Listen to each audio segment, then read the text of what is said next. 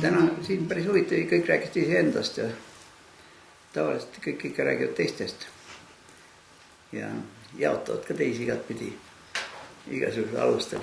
No, suhteliselt lihtne on jagada seal poisid, tüdrukud, mehed, naised ja pikkusi, raskusi ja selle alusel on lihtne jaotada ja pole midagi halba ka eriti karta. Aga nii kui läheb juba sisuliseks, nii parem kui ei jaotaks.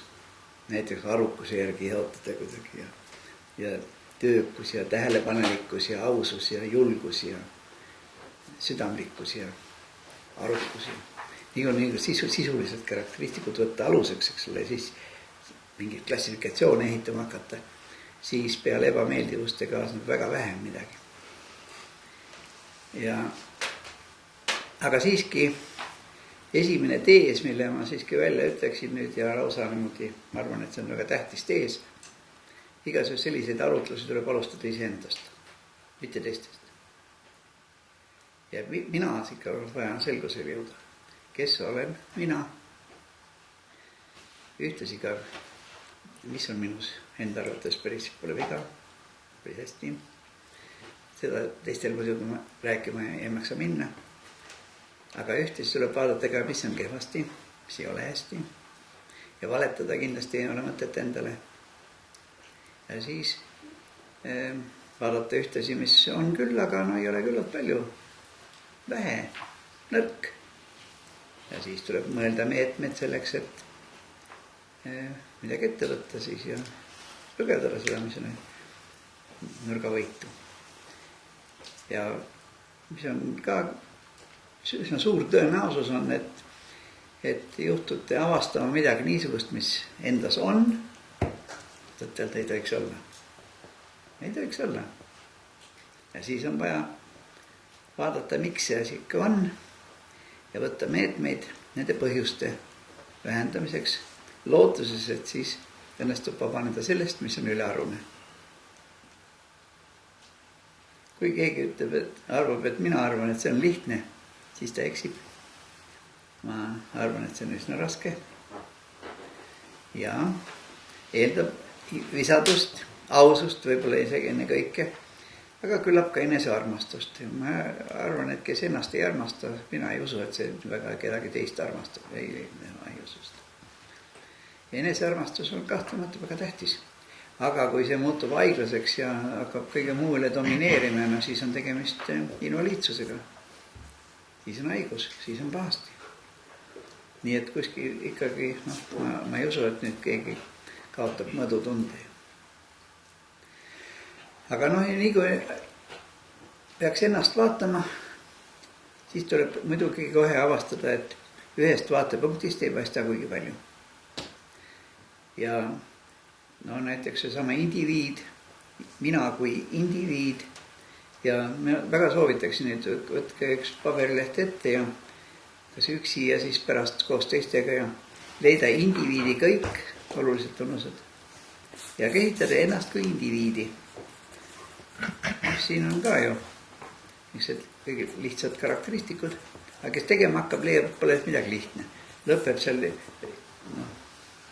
tea midagi lõpeb, aga passinumbri või isikukoodiga.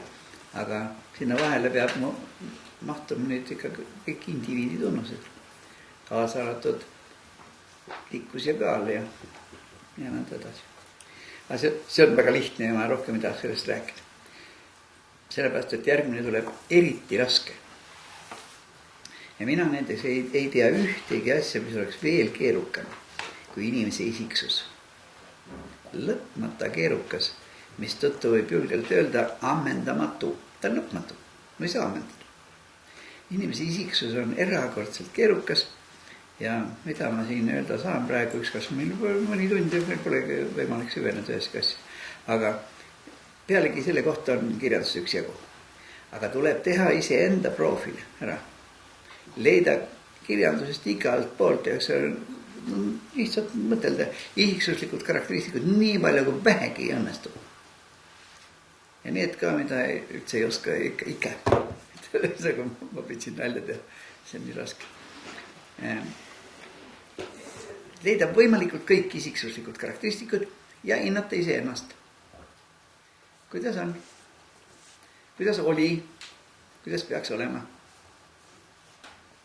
Vaadata mitte ainult seda, mis on, vaid ka kuidas oli. Mõni aeg tagasi teate küll. Mõni asi on läinud kehvemaks, mõni omadus paremaks.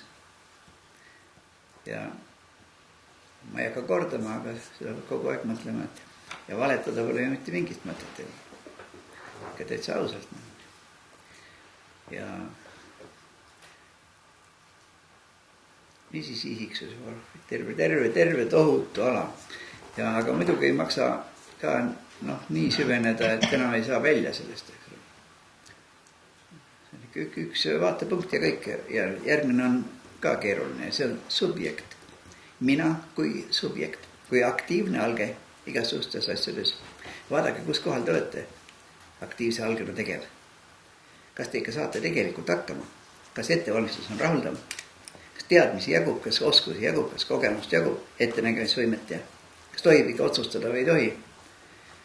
Peab ikka olema ikka täitsa tainas peas, kui lähed Riigikogusse, rahva esindajaks, ja mitte midagi ei tea ei inimesest, ühiskonnast, kogevkonnast, perekonnast, kultuuri ei tunne, majandusest, õigusest, poliitikast, mitte midagi ei tea tegelikult. Sõudnud terve elu, eks ole, ma ei tea, mis tein. No ja siis jääd seadusandjaks. Aga ega palju targemad ei ole ka need, kes võtsid sellise isiku nimekirja ju. Ega keegi teda ei valinud ju. Valiti nimekirja, ta veeti sinna ju. Ja kui see ei ole kõlvatu tegu, mis asi see on siis? On ju kõlvatu tegu. See mingi fiktiivset elamislubad on meil nali selle kõrval. Aga pange tähele, need, kes käituvad kõlvatult mingis valdkonnas, need käituvad tegelikult kõlvatult ka igas teises valdkonnas. Ei ole nii, et ühes valdkonnas käitub kõlbeliselt ja teistes kõlvatult. Ei ole nii. Kõlvatult käituv isik käitub kõlvatult igal pool. Olgu kus tahes. Ja seetõttu ei maksagi rääkida kõlvatu käitumine, rääkida tuleb kõlvatu isik. Aga nüüd niisiis subjekt. Ja see tähendab aktiivne alge, kes on küllalt adekvaatne, eks ole, ja kes orienteerub, otsustab, teostab oma otsuseid, seostab teistega, korrigeerib vajaduse korral, kontrollib, jälgib, suhtub kaine mõistusega ja ajab asja. Seab eesmärke, valib vahendeid, eesmärk on ka otsus. Vahend on samuti otsus. Aga eesmärk on mõttetus, kui pole vahendid selle eesmärgi saavutamiseks. Ja vahendiks muutub miski ainult eesmärgi suhtes. Rääkida vahendist, kui eesmärki pole, on nonsense. Samamoodi rääkida eesmärgist, vahendit pole jälle nonsense. Tähtis on nende ühtsus, mitte üks või teine. Niisiis subjekt. See on kõik subjektiga seonduv problemaatika. Tegutsemise printsiibid seab, mille kohaselt midagi rangelt jälgida, jälgib ise ja eeldab, et ka teised jälgivad printsiipe või põhimõtteid, mille kohaselt tegutseda. Ja siis jällegi kriteeriumi, mida alusel hinnata. Kui teed midagi, siis pead kogu aeg vaatama, kas läks hästi või kehvasti. Kui läks hästi, no siis võib jätkata, laiendada, süvendada. Aga kui läks kehvasti, no siis peab muutma ju. Siis ei maksa õiendada, et et siis ei pole seda, mis meil on messus. Ei loe, nii ei tohi. Mõistlik on kogu aeg pidada sõrmi pulsi peal. See on subjekt. Mitte manipuleerimise objekt kellegi käes, kes peab tegema seda, mida kästud siis, kui kästud nii nagu kästud, seal kus kästud, selles mis kästud. Ja kui minuga räägid, siis peame üldse oma suu kinni. Sellist manipuleerimist on kõik kohad täis. Kusjuures inimesed muutuvad manipuleerimise objektiks mitte ainult seetõttu, et keegi neid niimoodi surub ja sunnib, vaid seetõttu ka, et proovid korra, proovid 10. korda ja veel üks kord ja jooksed peaga vastu kivi seina ja mitte midagi kasu ei ole, peale muhkud ei saa midagi. Ja kaua sa teed, ei tee ju. Ja muutudki, vaatad, lööd käega ju.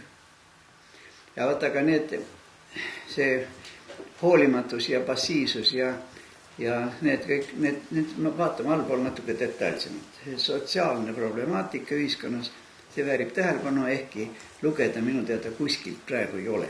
Eestis ei ole ühtegi kirjatükki, kust tasuks lugeda.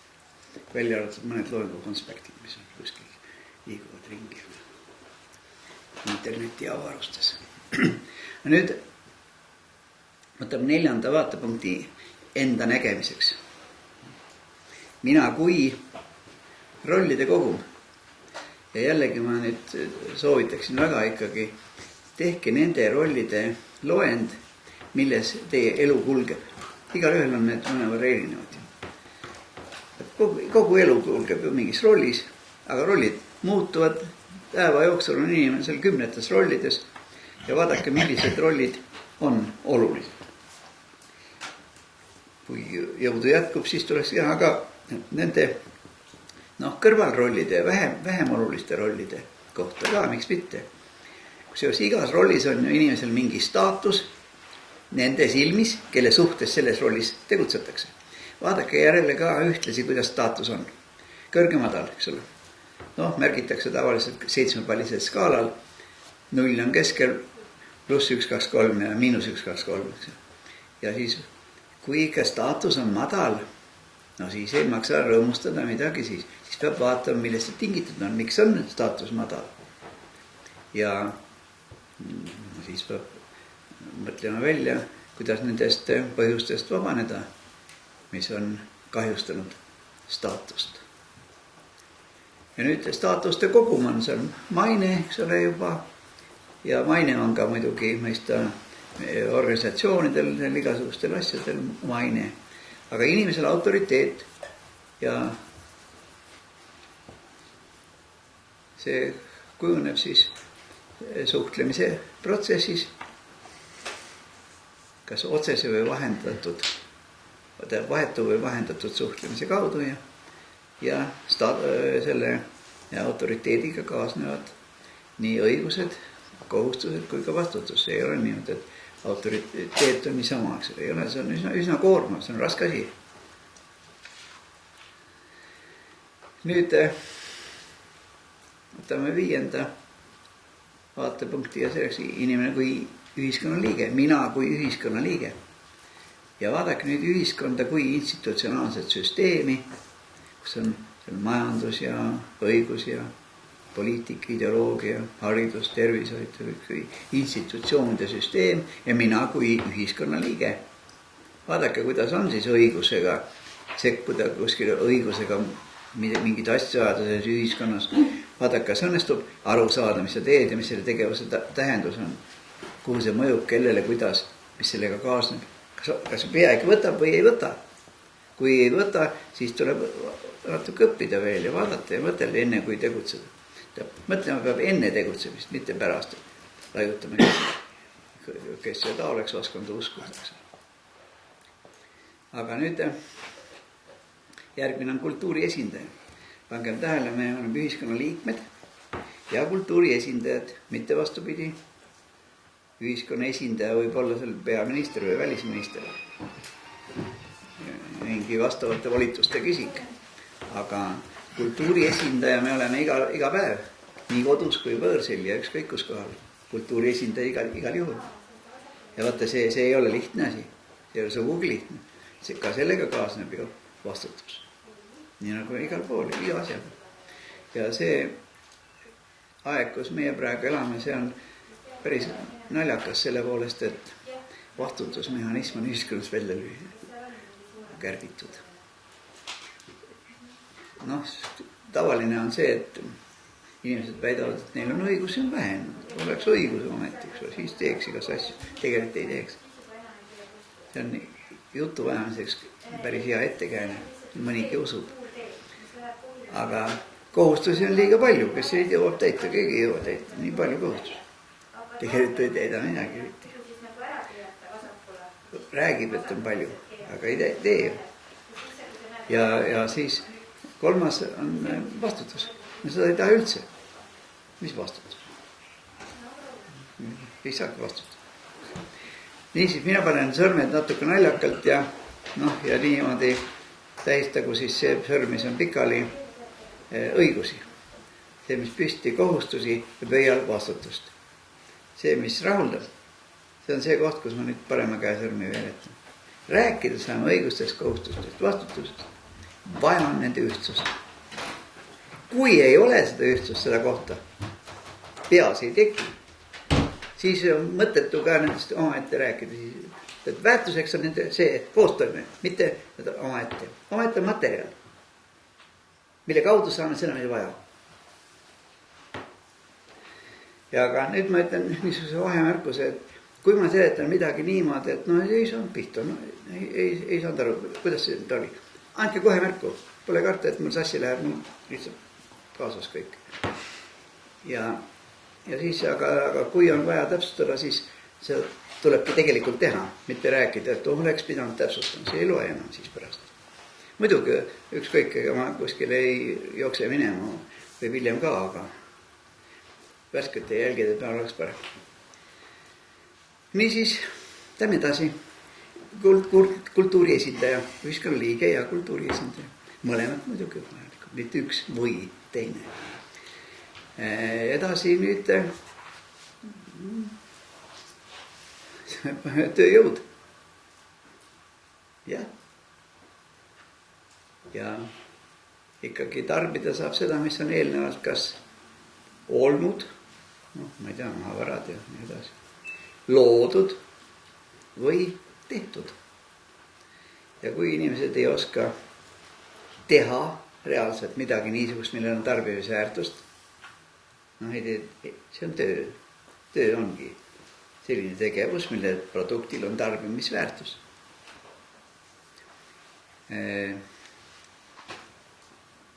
Või ei suuda luua midagi niisugust, mida saab kehitada vaimse väärtusena ja samuti siis saab tarbida. Kas uute teadmiste loomiseks või mingite uute mehhanismide loomiseks või protsesside loomiseks või nähtuste seletamiseks. Aga mingi tähendus peab olema ka teadmisel. Ma räägin sellest nii pikalt praegu sellepärast, et hiljaaegu üks meie hulgas, ma ei taha nime nimetada, aga sai hakkama sellise asjaga, et esitas üks väga ametliku küsimuse, et kas riigieelarvest tohib finantseerida selliseid riigiasutusi, kus ei ole mitte ühtegi õigust, mitte mingisuguseid kohustusi ega kõige vähematki vastutust. Kas riigieelarvest tohib finantseerida niisuguseid asutusi? Vastus oli, ei tohi. Ma ütlen, no siis on selge, väga kena. Siis Teaduste Akadeemia oleks tarvis likvideerida. Siis ehmatasid, mis kole. Ja ma ütlesin, et likvideerida ainult selleks, et asutada kohe uus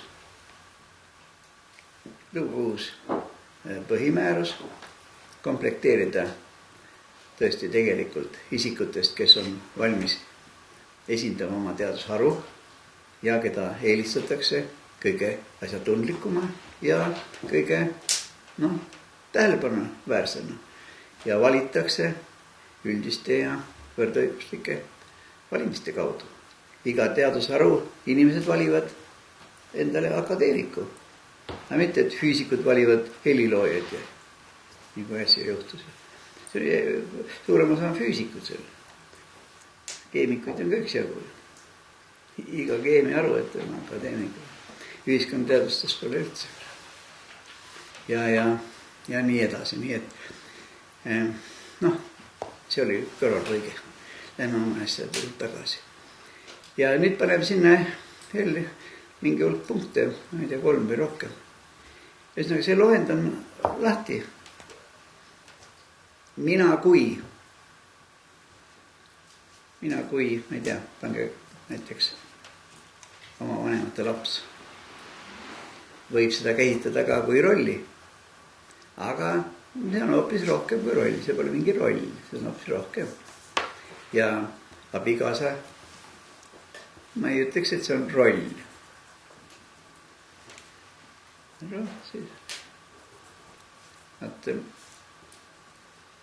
Teatris muidugi mängitakse rolle, elus elatakse rollides, aga on midagi niisugust, mis ei ole kuigi konventsionaalne, vaid mis tuleb ikka südamest ja ei ole mingit kokkuleppeid. See lihtsalt sinu olemus ilmub selle kaudu. Nõndaks, kui nüüd subjekt on paigas, mina kui subjekt ja aktiivne alge, olen selline. Ja nüüd küsimus sellest, kuidas käituda. Olen niisugune, aga käitun kuidas? Võtte, see on obstineerimus. Ja täitsa kolmas asi on veel see, kuidas ma räägin endast ja teistest käitumisest. Ja verbaalne ja reaalne käitumine ei pruugi langeda kokku. Kahjuks sageli ei lange. Ja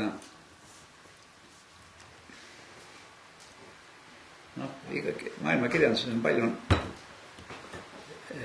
nalja saanud sellega, et üks ja teine ikka aeg-ajalt otsustab hakata ausaks ja rääkida täitsa tõtt ja kõigile näkku kohe ütelda tõtt ja siis tal kerge ei ole elu. Ja muidugi on siis väiksed ja suured valed ja inimesed sõlmivad igast kokkuleppeid. Ma olen aeg-ajalt meenutanud ühte vana Eesti aegset nalja, mis mulle tundub väga tähtis nali. See, kus ühed leppisid enne laulatust kokku. Et mees on perekonna pea. See on selgeks, see on kõigi selge niigi siin rääkida. Seetõttu mees teeb suuri otsuseid edaspidi. Ja naine teeb väikseid otsuseid. Lepitud. 10 aastat juba elanud ja küsisid, kuidas teil elu läheb, hästi läheb. Täitsa hästi kohe. Otsustamisega on ka hästi. Aga suuri otsuseid meil veel ei ole olnud.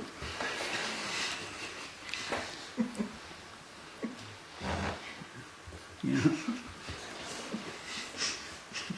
See on niisugune. Ja kui inimesed üksteisest väga hoolivad, siis tõttelda pole tähtis, kellel on õigus. Vahe kommentis, ilmselt olid sääsed. Jah, küllap. Olid väiksed. Küllap. Väiksed otsused. Niimoodi, aga nüüd see, millele keskendub subjekti aktiivne tähelepanu, täna meil seminaris kogukond, see, millele keskendub aktiivne tähelepanu, ongi siis objekt. Ja nüüd hakkame vaatama, mis siis kõik peaks olema. Et nüüd see subjekti ja objekti seos peab klaariks. Minu arvates on see väga tähtis. Ja kui see on paigas, siis sellest argneb edasi juba, sammult edasi juba läheb nagu nalja. Aga vene keeles, kes vene keelt hästi valdab, on üks väga tähtis ütlemine. Где та печь, от которого пляшут. See pihta, ega nooremad ei tea ju vene keelt, eks. Lihtsalt põhimõtteliselt ei õpi niisugust ilmselt keelt. Aga sul ikka oleks. Ma tõlgin igaks juhuks, kus see ahi on, mille juures tants algab. Aga see ütlemine on niimoodi, et kus kohal see alguspunkt on, kus kohalt me alustame. Ja mina sööndan öelda niimoodi ja tõesti ma arvan niimoodi, et see subjekti ja objekti suhe ongi see koht, kus saab alustada. Selliseid arutlusi, nagu meil täna kõneb. Ja nüüd vaatame seda objekti natuke lähemalt. Vabandust, et siin on mõned kõrvalpõiked, aga see on selguse huvides, ma arvan. Ja kelle poole ma siin ikka pöördun, tütarlaste poole muidugi. Kas ma saaksin seda viltpliiatsit mõõta? Ikka. Jaa. Nii see on. Saab ikka. Nii see on. Teatud asjad saab mõõta. Mõõta saaks pikkust, laiust, ümber mõõta, raskust. Ja, aga mitte pliiatsit. Ja kirjutamist ei saaks ka mõõta. Kirjutamist saaks hinnata. Või siis mõõta, kui pikka joont saab sellega mõõta. Jah, et seda mõõdame joone pikkus ära paar kilomeetrit, eks ole. Ehkki nii. Aga nüüd niisiis kvantitatiivseid karakteristikuid. Kas on hea või halb pliiats? Seda saame hinnata, mitte mõõta. Ilu võimlemist ja uisutamist võime teha. Õppeedukust saab mõõta. Saab hinnata. Hinnata ainult, eks ole. Kvalitatiivsed karakteristikuid saab hinnata, kvantitatiivsed saab mõõta. Aga ma küsin siia vahele nüüd vabandust eksitava küsimuse. Kas kiirust saaks mõõta? Autokiirust? Seda, milles suhtes? ja küsin, kordan, kas autokiirust saab mõõta või ei saa? Saab mõõta aega, millega läbitakse teatud maad. Jah, väga õige. Ja siis seda nimetatakse kiiruseks. Ja.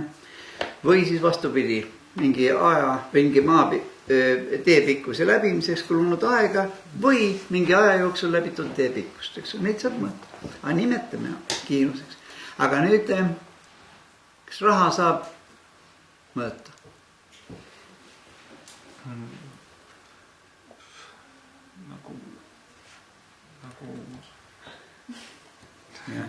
Aga hinnata?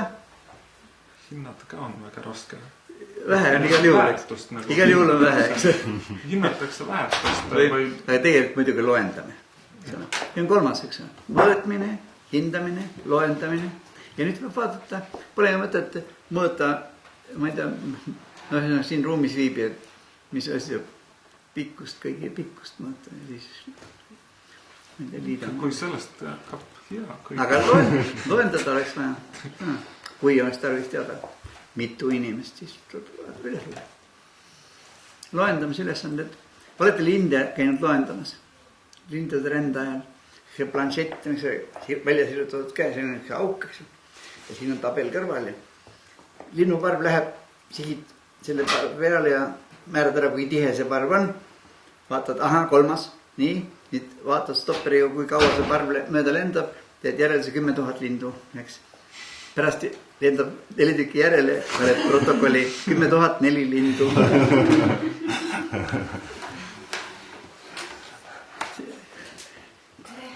Tervist. Ärge nüüd mõnda meie hulgast, et see on älge jätke, andke midagi hamba alla pista. Siin on salatit on. Ja.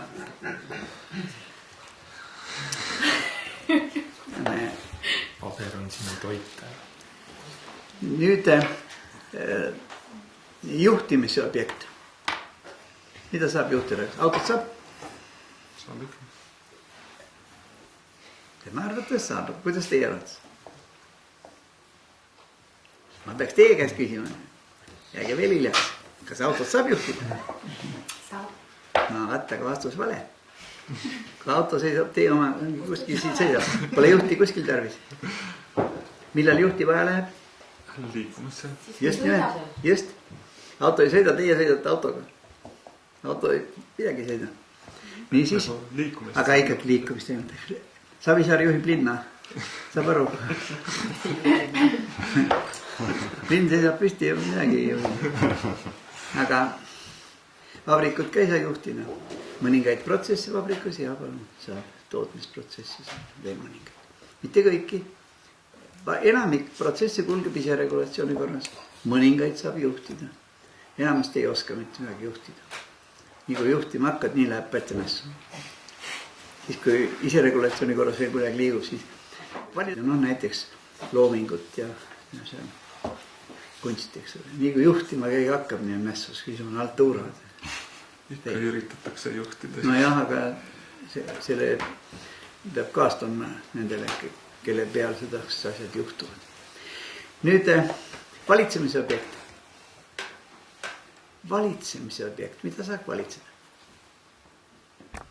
Enese valitsemine on ka tähtis asi. Neist minast rääkisin pikalt. Niisiis, valitsemise objektiks on inimesed. Vaadake nüüd, kuidas saab. Kogukonnas on ka valitsemine tähesti vajalik. Kui valitsemisega kaasneb kord. Korra austus ongi distsipliin. Kui korda ei ole, siis on korra lagedus. Siis ei saa elada. Siis ei saa vabadust kasutada, siis ei saa mitte midagi teha.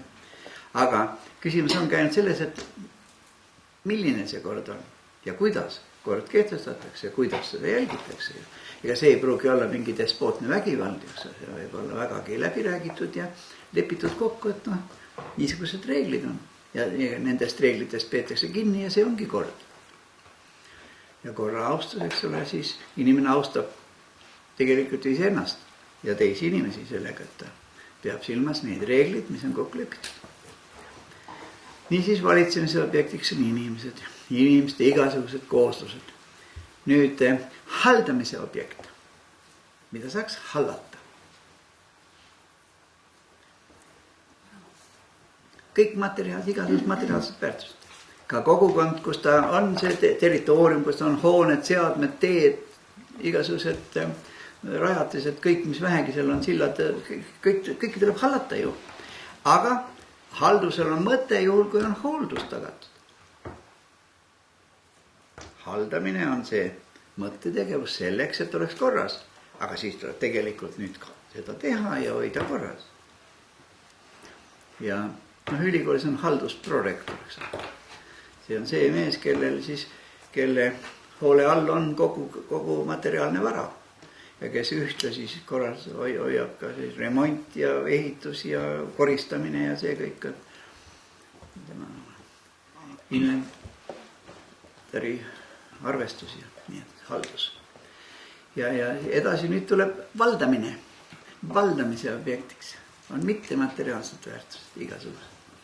Teadmised, oskused, initsiatiiv, suhted. Kõik mittemateriaalne. Mida oleks tarvis teada, millest on tarvis aru saada, mille seosed sõltuvusi, mille süsteemi on tarvis tabada. Ja kõik haldus, valdusproblemaatika. Ja jällegi oleks tarvis võtta lihtsalt vaikselt aega ja teha endale väga selgeks, mida peab teadma. Selleks, et näiteks kogukonnas rahuldavat toime tulla. Või, ma ei tea, võib teha ükskõik mis valdkonna kohta, aga meil täna on kogukond on arvutuste keskmes ja peaks selle asja klaariks rääkima.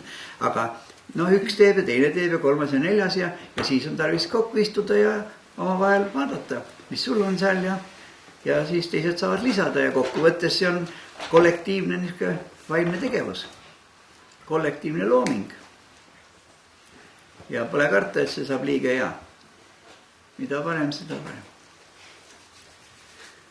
Nüüd, muidugi ei maksa sinna panna mingisugust punkti väga lõppu, vaid ikkagi semikoolon kõige rohkem.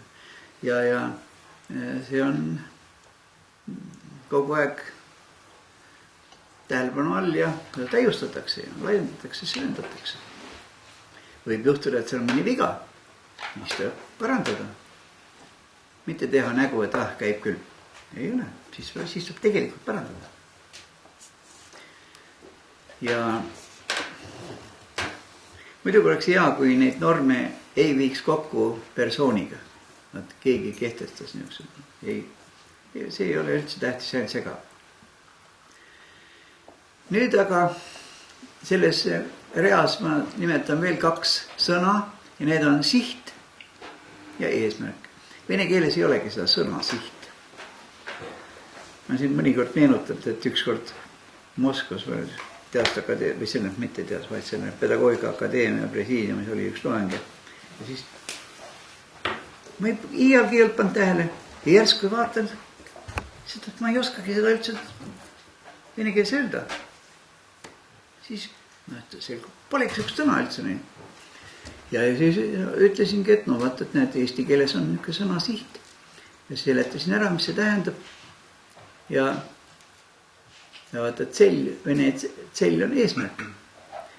Ja eesmärgipärane tegevus on üks asi ja sihipärane tegevus on teine asi.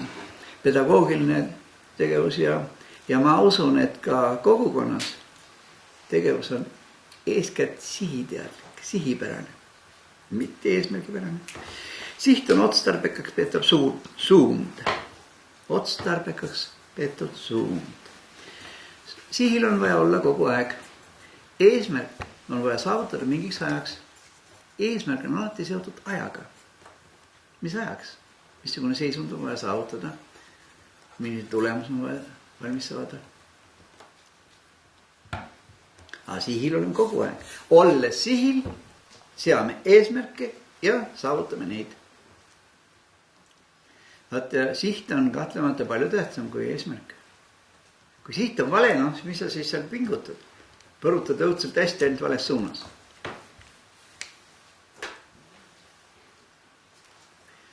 Ja muidugi nii sihil püsimiseks kui ka eesmärgi saavutamiseks on vaja vahendid. Vääritute vahenditega midagi mõistlikku ei ole võimalik saavutada. See on väga tähtis lause. Vahendid ei ole sugugi vähem tähtsad kui eesmärgid. Kui on eesmärk seatud, kui on siht seatud, siis peab väga vaatama, et me seda taotleme mõistlike väärikate, korrektselt, kõlbeliselt korrektsete vahenditega. Nii kui vahendid lähevad käest ära, nii on ainult aja küsimus, kuna kõik variseb.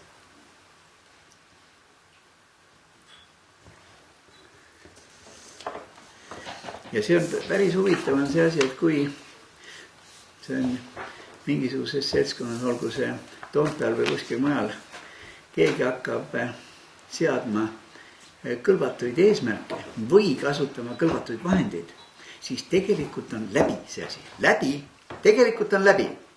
Seda võib reanimeerida ja kuidagi moodi poputada, raputada ja hoida hinges, aga sisuliselt on lõpp.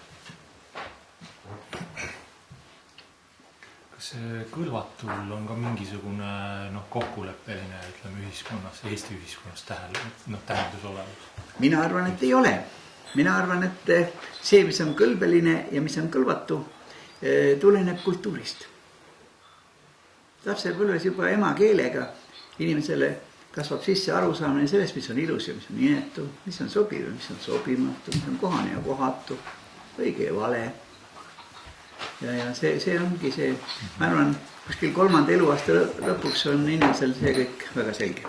Siis kui emakeel on käes, siis kõlbelised alused ka käes. Ja päris huvitav, et need sõnad nagu ilus ja inetu ja need on nii esteetilises kui ka eetilises mõttes. Mõlemas ühtemoodi. See on väga huvitav.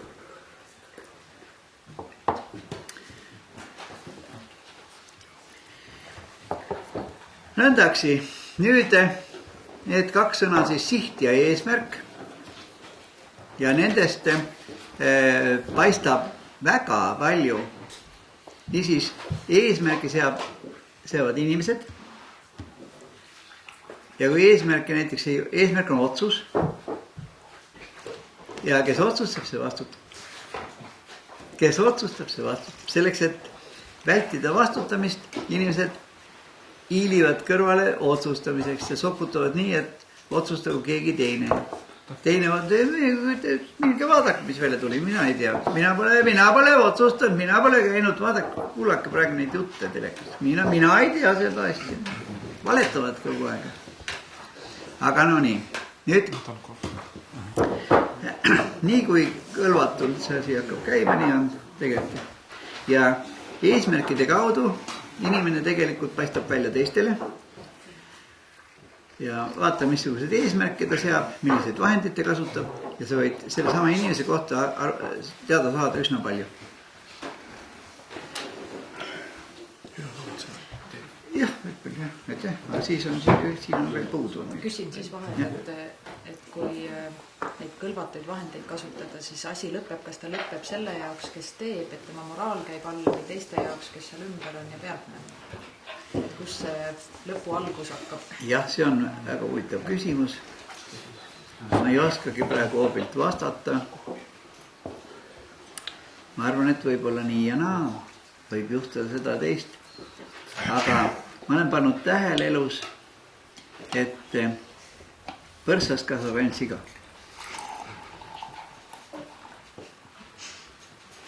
Samas nagu on nii palju on kõlvatuid mis iganes tegevust ja kõik muu, aga selline tunne, et osadel inimestel võib tunduda, et see on nagu lõpmatu, et see käib ikka täpselt samamoodi edasi, mitte miskit ei muutu. Samas nagu see on rikutud mis iganes teiste silme eest või sa enam ei arvesta sellega, sest sa tead, et see asi on nagu rikutud. Et ma arvan, et sealt on rohkem see, et kus sa nagu iga ühe jaoks on see nagu, millal see või see kõlvat, see on südametunnistus, sest nagu ilus inetu, sama on nagu südametunnistus, mis nagu ka ema õpetamine.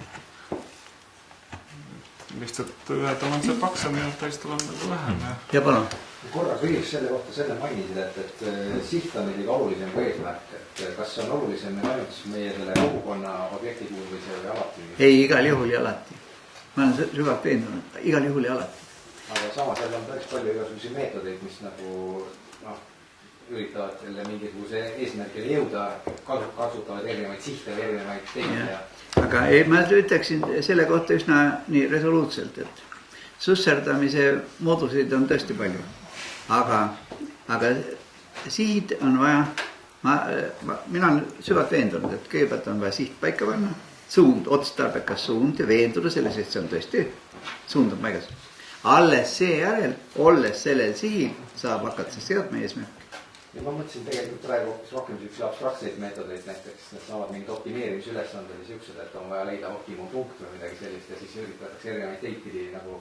Jah, aga see ongi juba see idee iseenesest optimiseerimisülesanne ongi siht. Aha. Ja selle sees nüüd juba erinevate moodustega muidugi mitte. Ja ma arvan, et näiteks poliitikas või kultuurielus ja seal kui ikkagi keegi on suli ja ilmneb kuskil mingisuguste, ükskõik missugustes asjades, et ta on suli, siis on selge pilt, et ta ongi seda. Ei ole niimoodi, et vaat natuke tegi. Ei, kõik. Jah, aga kahjuks need sulitsevad edasi. No see juhul, kui inimesed on nii hoolimatud, ükskõiksed ja rumalad. No, aga kui nad oleksid arukad, julged ja järjekindlad, siis ei juhtuks seda. Et mina kui lätlane, mul on selline tunne, et eestlastel on kohutavalt nagu lühikesed nagu mälud. Mul nagu vahest on nagu lausa valus nagu vaadata, sest mina mäletan, aga inimesed ei mäleta. Mäletavad. Mõned nagu tegelevad ja toimetavad absoluutselt nii nagu tahavad ja kõik lubavad. Miks keegi nagu midagi ei tee, miks keegi nagu häält ei tõsta? Et nurisevad ainult need eestlased kogu aeg. Miks nagu ammu juba laiali peksma asja? Iga asi tuleb tegelikult omal ajal. No, ma lähen annan vastu vahtimist, aga ma arvan, et enamasti teised ei saagi tihti peale, eriti kui inimene on loll ja täiesti debiilik igat pidi. Et sigatseb hommikust õhtuni ja kõik nagu lubavad. Ja lootes, et miski muutub. Midagi ei muutu. Mul muidugi ei ole hea meel, aga ma mainin, et Lätis esineb ka seda. Jaa, Võib-olla, et Lätis on... See on veel hullem, mis tehti. Jah, kahjuks on see õige. Aga see on see koht parajasti, mille pärast me räägime. Kui asi oleks teisiti, siis me seda teemat, arvan, ei puudutakski. Mis mõttega? See on asi korras, lähme edasi. Aga ma arvan, et ka see kogukonna loomise idee ja niisuguse vastastikku üksteisele toeks olemise idee, see on ju ka mitte niisama, et polnud midagi muud teha. Et see ikkagi selleks, et tekiks reaalne jõud. Kui jõudu ei ole, no siis oled jõuetu. Kusjuures jõuallikaks ongi alternatiivid. Kui alternatiiv ei ole, siis oled jõuetu. Ja kui jõuetu oled, siis pea suu kinni. Aga... Et ma ütlen natukene minu hommikused mõtted. Sõitsin autoga ja öeldakse, et järgmisel aastal läheb või millal läheb lahti elektri see turg. Ja, 40%. 40% tõuseb hind. Ma lihtsalt, ma lähen nagu vihaseks, et mille alusel, milleks meil nagu valitsust vaja või mis iganes mida, et need lubavad seda nagu toimida. Kelle eest need hoolitsevad, milleks need üldse on olemas. Et kõik ju algab sellest nagu oma perest. Et sa ennem nagu mõtled, mida sa nagu teed, kas see sul on kasulik või mitte kasulik ja siis hakkad nagu toimetama. Mitte nii, et otsustan nüüd, et meil on nagu kehv aed vahele, naabril oleks vähe ilusat nagu aed, et siis ma hakkan nagu tegema. Et midagi peab ette võtma. Jah, selles punktis ma arvan, et keegi väga ei protesteeri. Et selles suhtes nagu, et miks nagu siuksed asjad nagu toimuvad, see tähendab seda, et need inimesed on vastustustundetud ja käituvad absoluutselt... Madis tahab lisada. Ma tahan öelda, et kõige ma hindan sinu kirglikkust aitäh. ja seda, aga teeme niimoodi, et Ülo annab selle pealoengu ära ja siis me tuleme kõikide nende ma ütlesin, et ma vahel ütlen. Kindlasti see kindlasti ei seganud ja aga nüüd lähme ilust edasi. Vaat, kui me tahame tegutseda niimoodi, et mitte lihtsalt tegutseda, vaid et selle tegevusega kaasneks tulemused, mille üle me võime rõõmu tunda ja mis viib elu edasi, eks ole. Siis peab olema küllalt hea ettevalmistus, siis peab olema haritud, ka tänapäevaselt haritud, mitte et käisid kuskil koolis. Minister räägib ka, haridus see ongi see, mida koolis antakse. Tule taevas õppi, ütleks Lennart Meri, teda pole. Aga no see pole kellegi jutt üldse. Koolist saab anda mingi paberitüki, eks ole. Lilleõie. Aga nüüd niisiis kujuneda haritud inimeseks ja selle küsimus sellest, mis see tähendab tänapäevases mõttes. Mis see tähendab olla haritud inimene? See tuleb lahti arutada. Minu teada seda praegu kuskilt nii väga lugeda ei ole. See tuleb ilusti mõtelda. Selleks on üht-teist küll ja siin laua taga on ka mõni, kes on selle üle mõelnud ja see on omaette jutt ja praegu ei lähe selle sisse. Niisiis haritud. Edasi, informeeritud. Haritus ei ole midagi, kui ei ole informeeritud. Kui see petetud näiteks või osaliselt informeeritud isikud on kõik petetud. Vaata televiisorit, siis saad informeeritud. Korraks Ja palun. mul läks vahepeal aruteludega see kontekst kaoksi natukene, et kas me räägime nagu sellest kogukonna nendest... Jah, me räägime kogukonna loomise eeldustest nüüd. Mina kui kogukonna looja, siis peab olema küllalt haritud. Ja mis see tähendab küllalt? Millal on küllalt? Ja mina tean laste puhul näiteks 5 nippi, kuidas moodi lapsele saaks selgeks, et õppida ei ole vaja. Sest vaja on teada osata aru saab. Võt seda on vaja. Aga kuidas ta selle saab? See on palju võimalusi on. Kõige nadim ja kõige kehvem, kõige formaalsem ja kõige tüütum ja vastikum on õppimine. Teine halb tegevus on veel, see on töötamine. Aga mõne asja saab selgeks ka töö kaudu, mõne saab õppida siin. Aga veel on palju tegevusi ja nüüd tegevussüsteem tuleb ikka täiest tükis tervikuna väga ilusti klaariks mõelda. See on mängimine ja loomine ja uurimine ja matkimine ja kõik tegevussüsteem. Jällegi kahjuks ei ole mingisugust vähegi rahuldavat kirjandust tegevussüsteemi käsitlemiseks. Iga tegevus sisaldab pisut kõiki teisi tegevusi. Kordan, iga tegevus sisaldab pisut kõiki teisi tegevusi. Mis sellest järeldub? Järeldub, et kui me mõnda tegevust üldse ei tunne, no ignoreerime, no midagi ei tea, siis järelikult ei saa olla väga hea üheski tegevuses. Mis järeldub? Väga huvitav järeldus. Ja niisiis tegeldes tööga pole võimalik saada selgeks tööd. Vajan tegeleda tegevussüsteemiga, mille elemendiks on töö. Ja õppimisega, või tegevussüsteemiga, mille elemendiks on õppimine ja uurimine ja loomine ja juhtimine ja haldamine ja sidustamine. Ja sidustamise ma jätsin enne ütlemata. Küsimus, mis see siis on? Selgub, et efektiivsus on süsteemsuse funktsioon.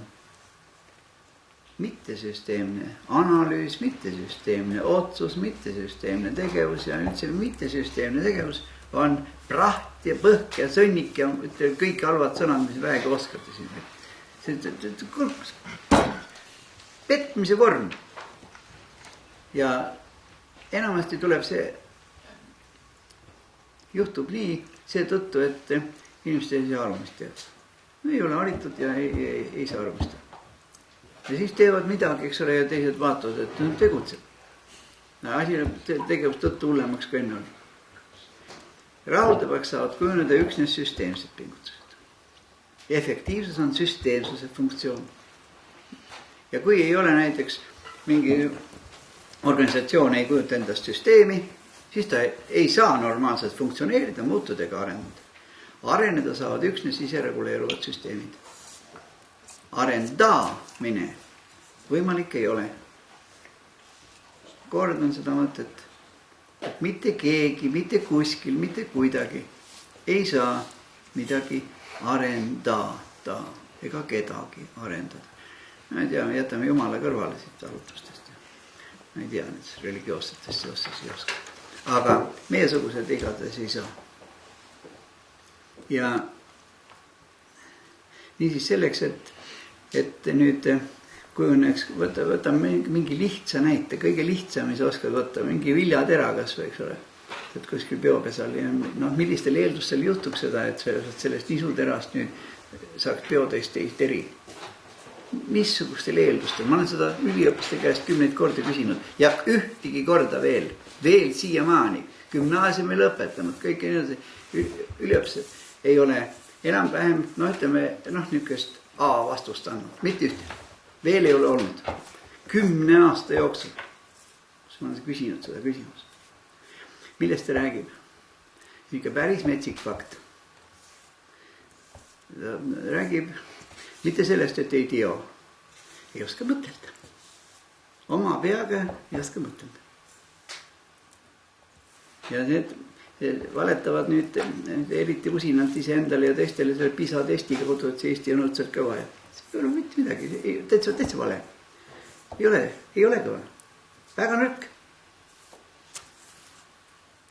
PISA test, mida see siis võimaldab hinnata, tegelikult keegi ei tea, aga igatahes mitte haridust, igatahes mitte võimekust, igatahes mitte mõtlemisvõimet.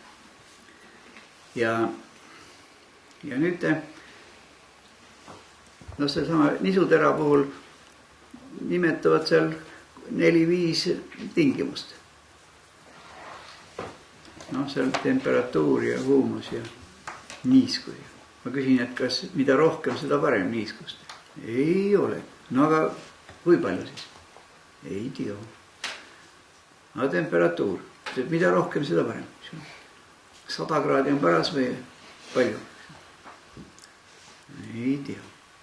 Ei, 100 on palju. Kui paras on? Ei tea. Aga seda näiteks, et valgust ka on vaja ja et kaitset on vaja ja et kits võib ära süüa ja sitikad võib nahka pista. Ja mis kõik võib juhtuda ja taimega, kui ta hakkab idanema ja võrsuma ja siis viljuma ja nii edasi. Ja see, tähendab kogu see loogika. Ma räägin praegu kõige lihtsamat näidet.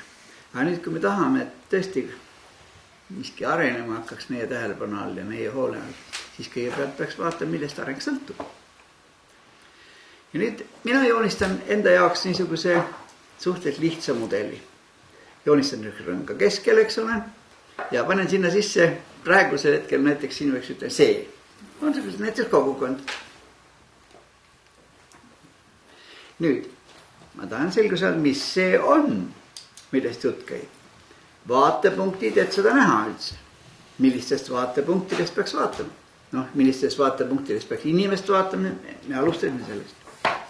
Aga perekonda, aga näiteks haridust, näiteks piirkonda, kogukonda, ükskõik mis konda. Missugustest vaatepunktidest peaks vaatama, et näha. Igast vaatepunktist paistab erinev pilt. Vaatepunkte on vaja leida küllalt palju. Vastasel juhul on primitiivne käsitlus ja enesepettus. Nüüd aga, teiste pettus ka, aga nüüd vaatame koosseisu, millest koosneb igas eri tähenduses. Milline on struktuur, kuidas jupid üksteise suhtes paiknevad ehk struktuur. Nüüd edasi genees, kuidas tekkis, idee tekkis ja siis veel ja kuidas moodi samm-sammult ja mismoodi see asi kujunes. Võib ju vaadata fülogeneesi ja ontogeneesi eraldi, eks ole, see üldse on see konkreetne, eks ole. Aga nüüd, kogukondi on enne ka olnud maailmas, küll ja küll, eks ole.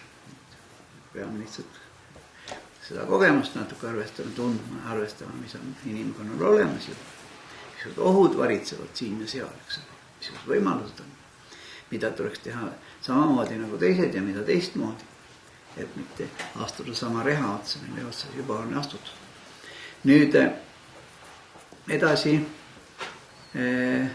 võib vaadata ka dünaamikat, seda, kuidas ta funktsioneerib, peaks funktsioneerima ja ütleme siis funktsioneerima. See on põhiproblemaatika, ongi funktsioneerima. Nüüd, kuidas ta muutub, mõned asjad muutuvad meie tahtest sõltumata ja mõned asjad tuleb muuta meil endal teadlikult. Ja terve teadus on selle kohta innovaatika. Muutuste sisse viimine. See ei ole lihtne asi. Mõni on küünte ja hammastega vanas küljes kinni ja ei lase lahti. Uut ei taha sellepärast, et siis peab vanast loobuma. Uut tahaks ju küll, aga vanast ei taha ilma jääda. Ja tegelikult ei mitte midagi. Vana ei kõlba enam, uut ei võta veel. Ja oledki kahe vahel, istud kahe, mitte ühe või teise tooli peal, vaid põranda. Siis on paha olla, siis hakkad süüdistama teisi. Aga nüüd kolmas on siis areng. Areng on kvalitatiivsete üleminekute järjepidev jada täiustamise suunas. Kordan, kvalitatiivsete üleminekute jada täiustamise suunas. Arendada keegi midagi ei saa. Võimalik on luua arenguks vajalikke eeldusi ja hoida neid ja tugevdada ja kindlustada. Areng on üks keeruline värk.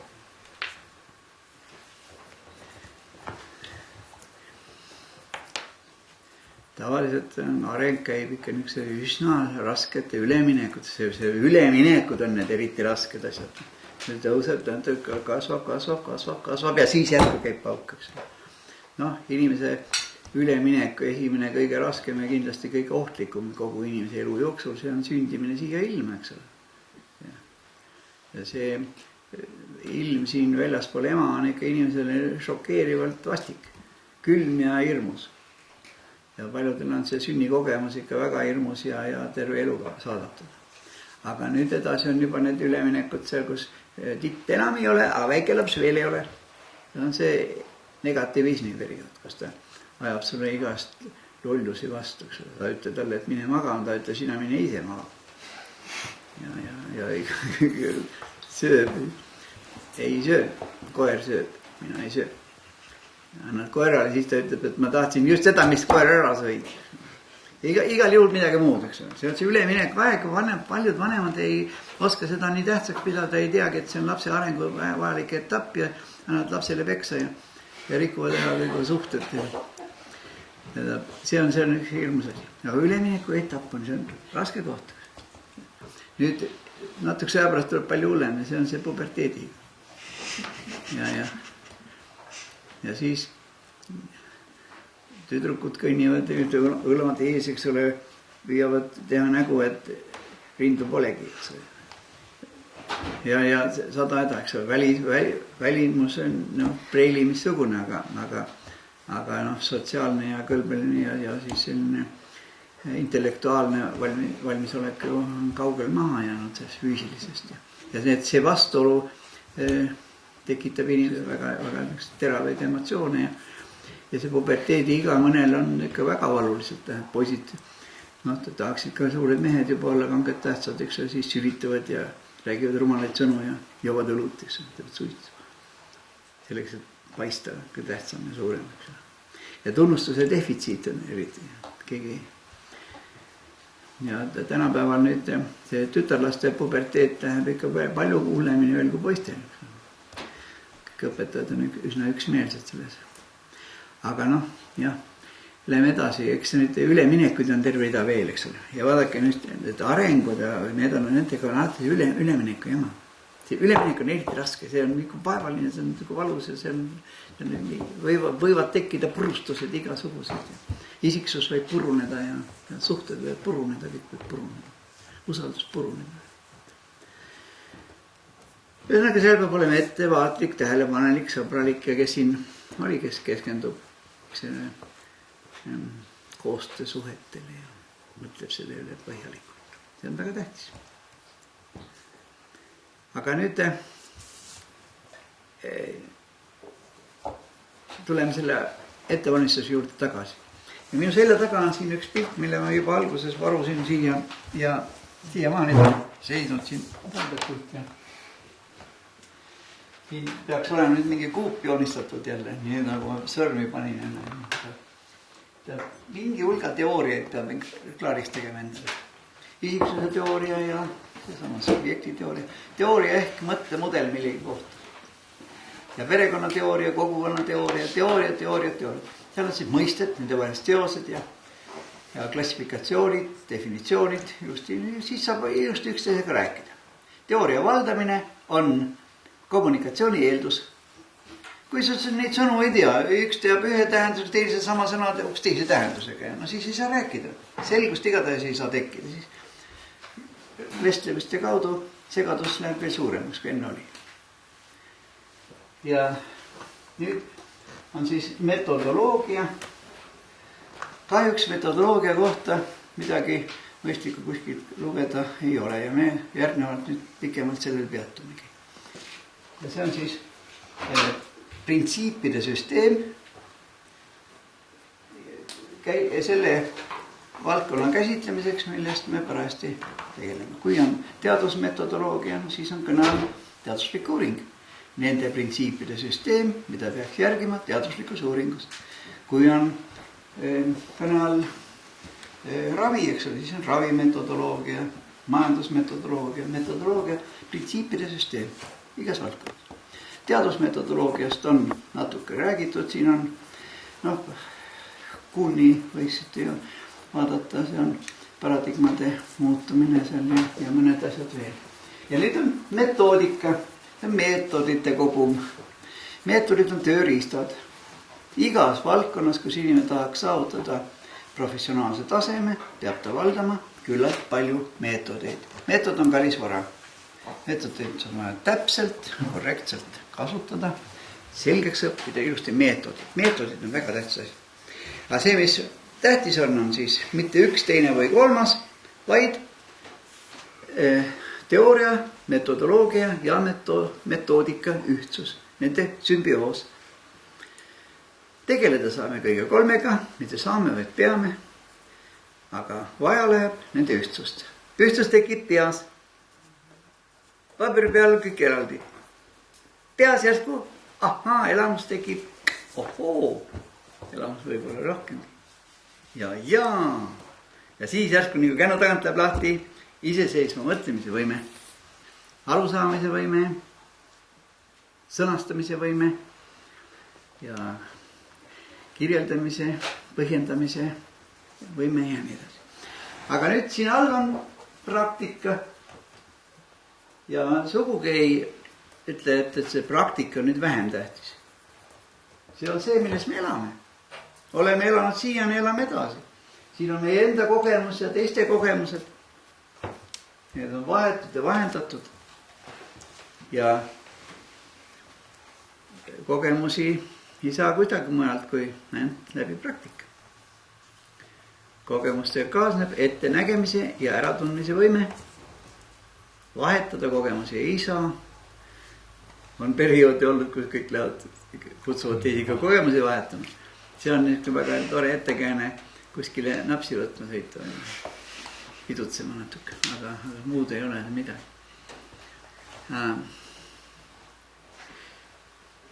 Täitsa usku, päris naljakas saab öelda, Vene ajal oli kogemuste vahetamine oligi arengu põhiline meetod. Kõik kohad olid ja kui sa ei käinud kogemusi vahetamas, no kui see inimese siis üldse oled. Ja kogemuste vahetamine, siis see pidi olema. See igas tööplaanis oli. Seal oli palju raha ette nähtud see kogemuste vahetamises. On mida unustada.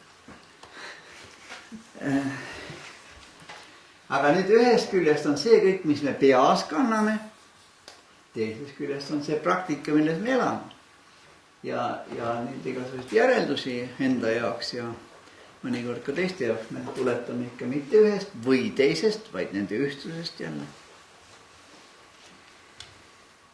Kas selle kohta tahaks keegi midagi täpsustada? Ma kommenteeriks nii palju selle kogemuste vahetuse peale, et tõenäoliselt seal võib olla ka see, et jällegi, et on ühest küljest nagu sisu ja sõnade lahknevus. eks, et mida nagu mõeldakse selle all. Et tõenäoliselt on võetud üks fraas, millega nagu tulla kokku näiteks. Võib öelda ka, et läheme õlut jooma. Et aga ei jooda ju ainult õlut. No jah, võetakse midagi veel. Ja.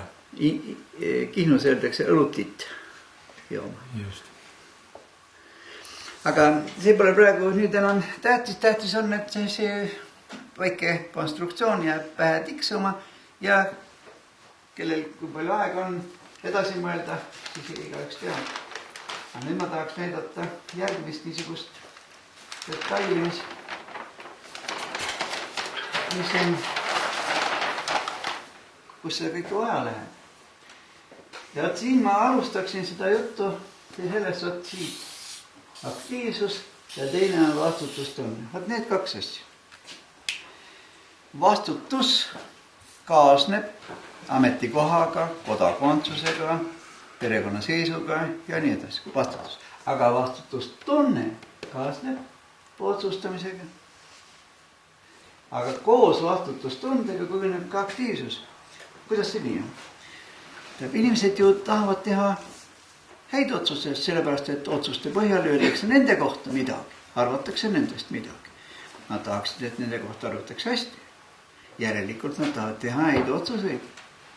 Sest et see, kas otsus oli hea või halb, ilmneb ju täitmise kaudu. Aga mis see on? See ongi aktiivsus, et nad hakkavad ju enda tehtud otsuseid täitma ja meelega osalevad otsustamises. Ja selle kaudu siis saavad ju enesehinnangu, mis on enamasti läbi teiste inimeste silmade ju. Ja vastutustunde ja aktiivsuse kujunemise teadaolev tee on läbi otsustamise.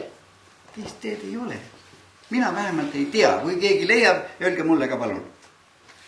Ja järelikult sellest, kui me tahaksime, et mingi inimesed mingis kogukonnas või perekonnas või organisatsioonis või ühiskonnas, ükskõik kus kohal, oleksid tegelikult vastutustundega elaksid ja aktiivselt ka osaleksid, siis ongi küsimus sellest, kuidas saavutada, et nad osaleksid otsustamises. Aga see ei ole niimoodi, et kas sa hakkad otsustama või? Kuidas sa otsustad, kui mitte midagi ei taipa. Ja nüüd järelikult taandub ka siis sellele, et inimesed peavad olema võimelised ja peavad tahtma osaleda otsustamises. Ja kogukonna võtme küsimuseks ongi see. Saavutada valmisolek osaleda otsustamises. Aga kui otsustad, siis ju täidad ka seda asja, siis jälgid ja kuidas välja tuleb ja siis on edasisidestus. See tegevuse tulemused peab sobima järgmistesse protsessidesse sisendiks ja sealt edasi veel ja veel ja veel, eks ole. Aga ühtesi vaatame, kuidas läheb ja kogume muidugi mitte informatsiooni, vaid andmeid. Andmed muutuvad infoks peas, kui te interpreteerime neid andmeid, kui me saame aru, mis see tähendab, kui saame aru tervikust ja siis muutuvad andmed infoks. Ja siis kasutame neid juba infot nüüd edasise tegevuse korrigeerimiseks. Ja sel juhul on meie tegevus tagasisidestatud. Aga enne pidi olema edasisidestatud. Sel juhul on lootust, et asjad lähevad hästi. Toompeal ei saada sellest aru. Kui te keegi teab kas või ühte ainsat, kes seda tõesti aru saab sellest asjast, öelge mulle ka, kes ta on. Mis fraktsioon see kuulub ja kus korda? Ma olen seda püüdnud seletada, aga kui ikkagi teenitakse mitte kodumaad või rahvast või midagi niisugust, või hoopis raha või ma ei tea, mis asja ülemusi, siis see ei saa aru sellest. Lihtsalt ei jube. Täitsa jube, aga lähme edasi. Nüüd küsimus. Kas haridust oleks tarvis otsustamiseks? Informatsiooni? No minu vabandus, ma tahtsin teid alt tõmmata ja see mul õnnestus ka enam-vähem. Mitte haridust, vaid vaja on olla haritud selles küsimuses. Haritud selles küsimuses, mitte hariduse all mõeldakse, et oled käinud siin ja seal ja saanud ja käinud ja kõrgem ja kesk ja ma ei tea mis. Aga selles küsimuses haritud. See on hoopis teine küsimus. Ja selles informeeritud. Mitte informatsiooni. informeeritud olek, see on hoopis teine asi, see on kvalitatiivne. See informatsiooni saada, see on kvantitatiivne. Selles on asi. Aga nüüd ja kogenud. Ja mul on siin joonistatud niimoodi, eks ole, et ühest küljest informeeritus, nüüd on haritus ja kogemus. Tähtis on rõngas, mis ma siin joonistas. Teisest küljest vajan õigusi, kohustusi ja vastutust. Ja jällegi nende ühtsus.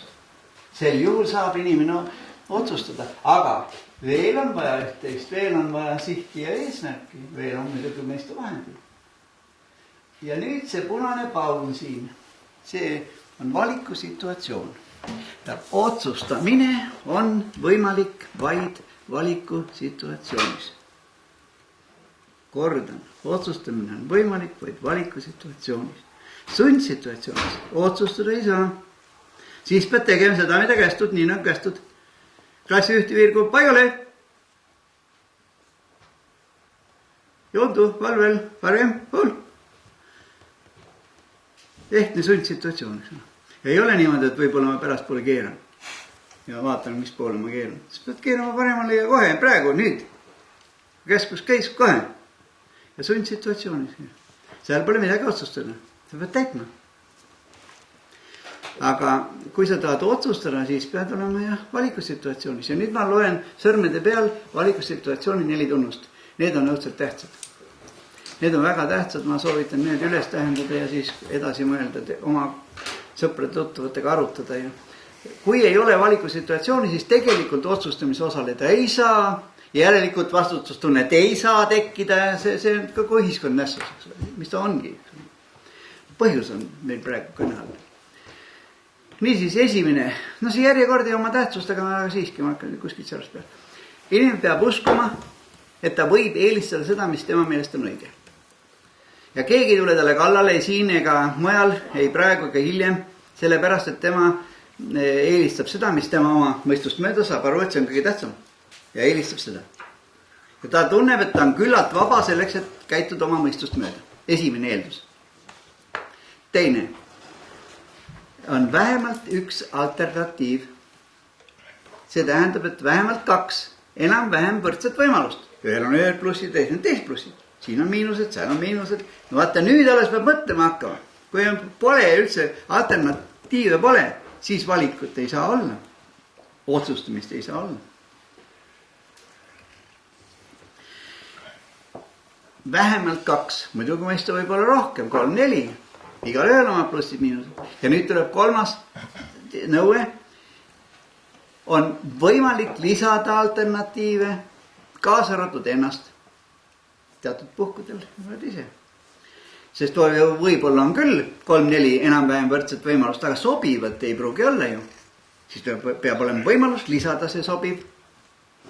Muidu on sundsituatsioon. Ja 4. Inimene peab jagama välja, et see on väga tähtis. Eksida ei tohi. Peab väga hoolikalt vaatama, mõtlema, kaaluma, ette nägema, ära tundma, mis võib juhtuda, kus ohud on. Ja kui ei võta väga tõsiselt, no siis ei süvene ja ei teki mitte midagi. Kui lastakse üle nurga, mis see meie asi on, asi nüüd, eks ole, valimised, mis sellest sõltub mitte midagi. No ja nii edasi ja ongi. Mitte midagi ei teki. Käisid lasid oma pülletani sinna kasti ja mitte midagi ei teki.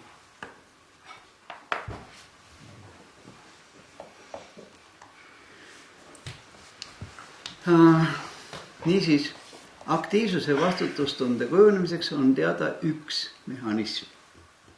Ja selleks on reaalne, ehe, tõene, mitte mänguline osalemine otsustamises. Otsustamine on võimalik valikusituatsioonis ja on vaja ka teised igast eeldused. Ja nüüd vaatame, mis siis kaasneb sellega. Otsustamisega kaasneb otsus.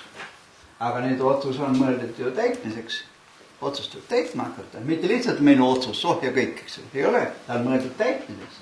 Ja nüüd täitmise kaudu saame tulemused. Peame tulemusi saada. Need tulemused peavad sobima sisendiks järgmistesse protsessidesse. Aga mis on nüüd hull lugu, et alati tekivad ka tagajärjed. Tagajärjed on need, mida me ei tahtnud, aga ikka tekkisid. Järelikult tuleb siia vahele ehitada ka tõkestusmehhanisme ja siia järele veel kompensatsioonimehhanisme, sest mine sa tea, kas õnnestub tõkestada või ikka tekivad need tagajärjed. Aga selle peale peab mõtlema kohe peab mõtlema ka võimalike tagajärgede peale. Tahame tulemusi, aga võivad tekkida ka tagajärjed ja seda peab kohe arvestama, mitte pärast käsi laiutama.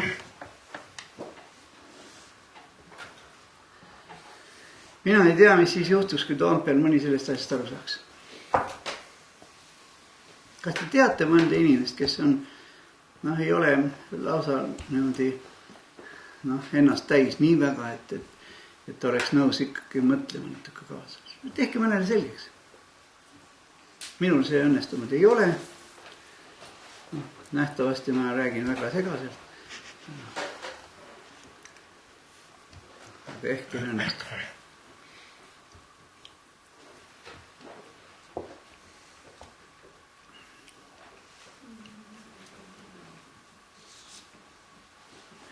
Vot nii, see on nüüd üks tähtsamaid mudeleid ja kui teil tekib küsimus, vaadake nüüd korraks ja Madisel on see fail ka, kus on ta elektrooniliselt olemas ja seal selle peal on detailsemalt veel ja on siis ka uuringu kohta on uurimismudel, kus me saame arvamuse asemele teadmise, tuvastame faktid ja nüüd, mis me faktidega edasi saame teha selleks, et ettepanekute ja soovitusteni jõuda. Sest lõpuks ega uurinud selleks, et uurida. Selleks, et uuringuga tuvastatud faktide põhjal senisest tagimini tegutseda. Aga see üleminekas on küll keeruline, selle kohta on ka mudel olemas. Kui peaks olema vaja ja meelega see täpsustan või selgitan, miks see nii. Aga nüüd kogukonna loomiseks, loomine on suhteliselt lihtne, aga keeruline on hoida. Ja see tähendab, et see, nii kui näiteks abielud on ka ikka päris lihtne, see ei ole midagi keerulist. Firma asutamine käib Eestis nagu õudselt propageerides, see käib palju 10 minutit või? 20 minutit. Igatahes minutit. Aga katsu seda firma nii käima panna ja käimus hoida, nii et kohe põhja ei lähe. 90% firmadest, mis registreeritakse ju, lähevad ingusele enne kui aasta mööda. 2 aastat. Ja enamik ei tule mitte midagi välja. Mitu protsenti abieludest lahutatakse enne 4 aasta möödumist. Ka kuskil 30% vist vähemalt. See teha, see on suhteliselt lihtne, aga hoida niimoodi, et siis peab pühenduma. Siis peab pühenduma, see sõna pühendumine on üks väga tähtsam. Enne seda peab keskenduma, kui ei pühendu, siis ei saavuta midagi tõsist tähtsat. Kui ei pühendu, siis võib ainult nalja teha. Ja nalja tegemisega ei jõua kuigi kaugele. See on see. Kahjuks on juhtunud Eestis nüüd niisugused asjad juba kuskil seal. Ja Vene ajal harjutati inimese elamine 3-4 dimensioonis korraliks, nagu delfiiniks. Räägid ühte, mõtled teist ja teed 3. Aga see sügavalt ebamoraalne. Ja kui ikka sisse on harjunud üks mingi stiil, siis katsu sellest vabaneda. Räägin nüüd siia ühe nalja enda arvates vahele. Ma olin ükskord, siis kui Tartust oli lahti lastud ja sattusin Tallinnasse kergetööstuse ministeeriumisse ja see minister, üks venelane oli, üks Vladõtšin oli ta nimi, ütles, et professor, davai посмотрим, что ты можешь. Ja saatin Marati vabrikust. Ma ei tea tekstiilist midagi, esimest kord elus vabrikus. Ja seal oli siis noor direktor Kapral ja parajasti oli naftadollarite eest ostetud suur Suzuki liin, eks ole, niisugune õmblusmasinad, et kõigil ilmad tagurpidi. Oli sihukest nähtud enne, eks ole, esimene Nõukogude Liidus niisugused masinad, et õmblevad seda trikotaaži. Ja siis ka vabriku juhtkond edutas sinna Suzuki liini peale õmblema vabriku kõige paremad õmblejad siit ja sealt ja suur vabrik. Ja mina olin parajasti direktori kabinetis, kui tuli see jaapanlane nii pikukene ja kummardab 10 korda, kummardab muudkui. Kas tohib ütelda midagi? Ma ütlen, kas saaks niimoodi, et te viiksite need kõik naised ära asjad? Me võtame tänavalt need, kes ei oska mitte midagi. Need me suudame välja õpetada. Need ei saa.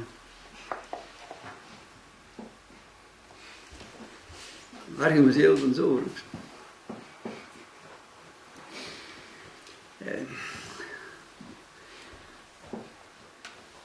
See tähendab, et nüüd ikkagi jah, see on, nii tuleb ikkagi, kusjuures saavutamise esmaseks eelduseks on loobumine. Loobumisvõime. Näiteks haritud inimeseks ei saa mitte keegi, kui ta ei suuda loobuda nendest sadadest ahvatlustest, mis üliõpispõlves on ja tingel-tangel igal pool, eks. Ja siis poisid ei saa ju kuskil midagi ei sööneda, seepärast, et nii tüdrukuid, ilusad tüdrukuid kohad täis, eks ole, ei jõua kõiki endale üle vaadata. Ja ma ei tea, kas tüdrukutel on samad hädad, aga igatahes ei suuda loobuda. Ja siis vahetad ennast niiseks sentideks ja kokkuvõttes pole mitte midagi. Ja palun. Tahaks selle loobumise panna kokku selle sama valikusituatsiooni ja alternatiividega, et kui me mingi asja otsustame, siis me tegelikult loobume ju kõikidest need alternatiivid. Jah, see on muidugi õige. Aga see ongi see raske asi, enamik ei tee ju ühtegi otsust. See loobumine on ka tegelikult otsus. Jah, väga õige. Kahtlemata. See tähendab, ma arvan, et kogukonna niisugune kujundamine, kogukonna eeldused, need on üsna keerulised asjad. Aga nüüd me peame tegema selle koha peal ühe kannapöörde